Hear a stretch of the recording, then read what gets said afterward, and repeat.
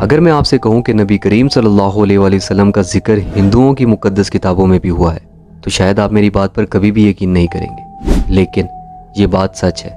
Video को शुरू करने से पहले आप अपने माइंड को बिल्कुल क्लियर कर लें ताकि आपको हर बात अच्छे से समझ आ जाए। और हाँ, वीडियो का एंड तक लाजमी देखना, वरना कुछ भी समझ नहीं आएगी।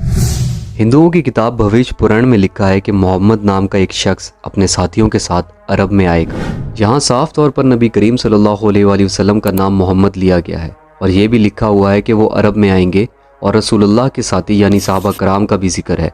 और फिर ये भी लिखा है कि वो पूरी इंसानियत में सबसे अफजल होगा। अब इसी तरह एक और किताब अथर्ववेद में भी लिखा है कि वो नरशंसा होगा, वो कुरामा होगा, जो कि 60,000 दुश्मनों में भी महफूज रहेगा। नरशंसा का मतलब होता है तारीफ करने वाला और कुरामा का मतलब होता है पीस, शांति, अमन फैलाने वाला। अब ज़रा आप कुरान मजीद की सूरह अंबिया की आयत नंबर 107 के ऊपर गौर करें, जिसका मफ़हूम कुछ यूँ है कि बेशक हमने आपको तमाम जहानों के लिए रहमत बनाकर भेजा है। लेकिन कुरामा का एक और मतलब भी होता है इमिग्रेंट, और ये बात भी तकरीबन हर मुसलमान को पता है कि रसूलुल्लाह भी मक्का से हिजरत करके मदीना तशरीफ़ ले गए थे। अब इसके अलावा भी हिंदुओं की एक और मुक़द्दस किताब अथर्ववेद में लिखा है कि जब वो जंग के मैदान में तारीफ़ें सुनेंगे तो उनकी हिम्मत बढ़ जाएगी और वो 10,000 दुश्मनों से लड़े बगैर जीत जाएंगे और वो लोग कारों के ख़िलाफ़ लड़ेंगे। अब यहाँ पर लिखा है कि जब वो जंग के मैदान में तारीफ़ें सुनेंगे तो उनकी हिम्मत और बढ़ जाएगी। सेम यही बात कुरान मजीद में भी है। और जब मोमिनों ने काफिरों के लश्कर को देखा तो कहने लगे, ये वही है जिसका हमसे अल्लाह और उसके पैगंबर ने वादा किया था, और अल्लाह और उसके पैगंबर ने सच कहा था, और इससे उनका ईमान और अताअत और ज़्यादा हो गई। अब इसमें अगली बात लिखी हुई है कि वो 10,000 के ख़िलाफ़ लड़ेंगे, तो जंगे मोता के अंदर 3,000 मुसलमानों का मुकाबला भी 10,000 काफिरों के साथ था। और फिर लिखा हुआ है कि वो कारों के ख़िलाफ़ लड़ेंगे। कारों का वैसे मतलब होता है तारीफ़ करने वाला, और अगर हम कारों को अरबी में ट्रांसलेट करें तो इसका मतलब होता है अहमद, और अहमद रसूलुल्लाह का ही एक नाम है। इसके अलावा अथर्ववेद के मंत्रा नंबर 7 में लिखा है, भगवान की मदद से आबांडू 20 चीफ्स और 60,099 दुश्मनों को हराएगा। और यहाँ जिस इंसान का नाम आबांडू लिया गया है इसका मतलब होता है यतीम। और अब ये बात भी तकरीबन हर मुसलमान को पता है कि रसूलुल्लाह बचपन से ही यतीम थे। समवेद में लिखा है कि इस ऋषि को इसकी माँ दूध नहीं पिलाएगी। अब ये बात भी तकरीबन हर मुसलमान को पता है कि रसूलुल्लाह की वालदा उनके बचपन में ही फौत हो गई थी और फिर रसूलुल्लाह को दूध उनकी दाई हलीमा सादिया ने पिलाया था।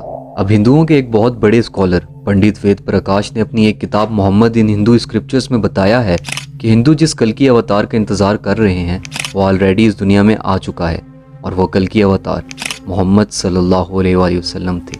वेदों में लिखा है कि कल की अवतार भगवान का आखिरी मैसेंजर होगा, और हर मुसलमान का इस बात के ऊपर पक्का यकीन है कि रसूलुल्लाह सल्लल्लाहु अलैहि वसल्लम अल्लाह ताला के आखिरी पैगंबर यानी कि मैसेंजर थे। कल की अवतार के बारे में वेदों में लिखा है कि इस अवतार के बाप का नाम विष्णु भगत होगा और माँ का नाम सोमनिप होगा। विष्णु भगत का मतलब है विष्णु का बंदा, और रसूलुल्लाह के वालिद का नाम था अब्दुल्ला, जिसका मतलब है अल्लाह का बंदा। तो इन दोनों लफ्ज़ों का ऑलमोस्ट सेम मीनिंग है। इसके बाद इस अवतार की माँ का नाम बताया गया है सोमनिप, जिसका मतलब है शांति, और रसूलुल्लाह की वालदा का नाम था आमना, जिसका मतलब भी शांति ही है। हिंदू मज़हब की मुक़द्दस किताबों में लिखा है कि कल की अवतार जैतून और खजूर पर जिंदा रहेगा।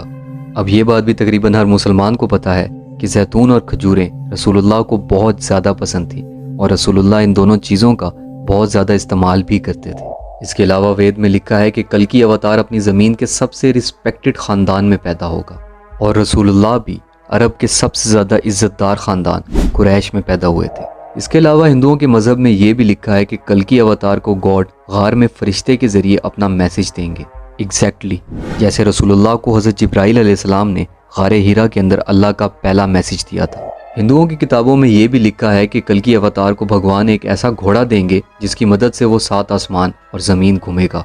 और अब ये बात भी तकरीबन हर मुसलमान जानता है कि मेराज की रात को रसूलुल्लाह ने बुर्राक के ऊपर 7 आसमानों और ज़मीन का सफ़र किया। किताबों में ये भी लिखा है कि कल की अवतार को भगवान खुद मदद देंगे, एग्जैक्टली बिल्कुल वैसे ही जैसे रसूलुल्लाह की अल्लाह ताला ने ग़ज़वा बदर में गैब से मदद की। और इन सब बातों को सामने रख कर पंडित वेद प्रकाश ने अपनी किताब में लिखा है कि हिंदुओं का कल की अवतार का इंतज़ार करना बिल्कुल फजूल है, क्योंकि वो जिस अवतार का इंतज़ार कर रहे हैं वो पहले ही इस दुनिया में आ चुके हैं और वो और कोई नहीं बल्कि मोहम्मद सल्लल्लाहु अलैहि वसल्लम थे।